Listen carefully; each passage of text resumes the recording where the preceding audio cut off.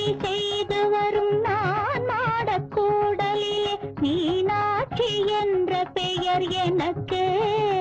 கங்கை நீராட்சி செய்து வரும் வடகாசி தன்னில் விசாலாட்சி என்ற பெயர் வழக்கு. கங்கை நீராட்சி செய்து வரும் வடகாசி தன்னில் விசாலாட்சி என்ற பெயர் வழக்கு.